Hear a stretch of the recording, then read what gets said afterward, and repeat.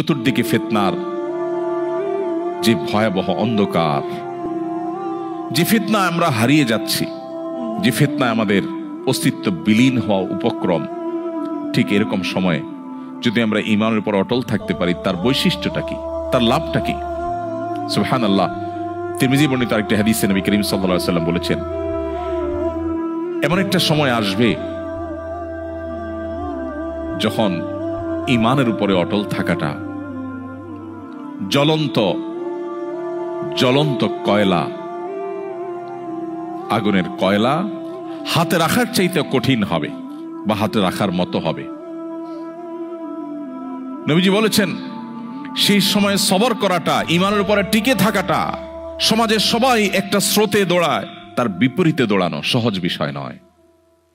কিন্তু এই কাজটা যারা করতে পারবে, নবীজি বলেছেন তাদের কাজটা কষ্টসাধ্য এতটাই যে জ্বলন্ত আগুনের কয়লা হাতে রাখার চাইতেও বা রাখার মতো কষ্টের, কিন্তু এর বিনিময়টা আবার সেরকম ঈর্ষণীয়। তিনি বলেছেন 50 জন মানুষ আমল করে যে পরিমাণ সওয়াব পাবে, ওই সময় এই রকম প্রতিকূল পরিবেশে যিনি নিজের ঈমানকে, নিজের আইডেন্টিটিকে, নিজের আমলকে, নিজের মুসলমানিত্বকে যে ব্যক্তি বুলন্দ করে রাখবে, উঁচু করে রাখবে, ধরে রাখতে পারবে, আল্লাহ তাআলা তাকে 50 জন মানুষের আমলের সমপরিমাণ সওয়াব তাকে দান করবেন। তিনি নামাজ পড়বেন 1 রাকাত, সওয়াব পাবেন 50 রাকাতের। তিনি রোজা রাখবেন 1টা, সওয়াব পাবেন 50টার। তিনি হজ করবেন 1টা, সওয়াব পাবেন 50টার। সাহাবীরা অবাক হয়ে গেলেন নবীজির এই কথা শুনে।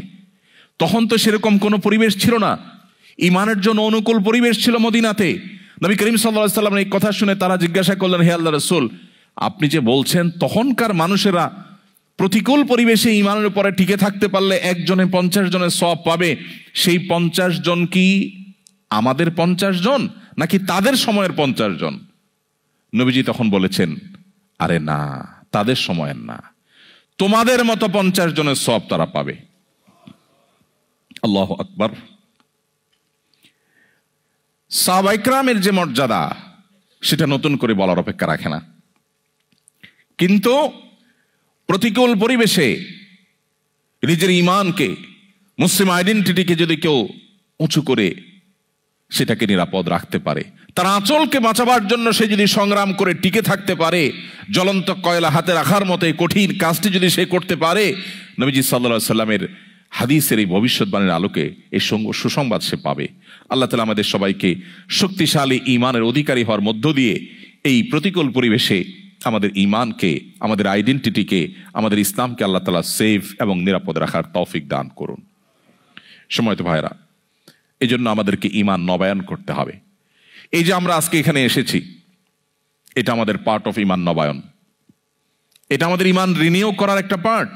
আমরা ঈমান নিয়ে আলোচনা করছি।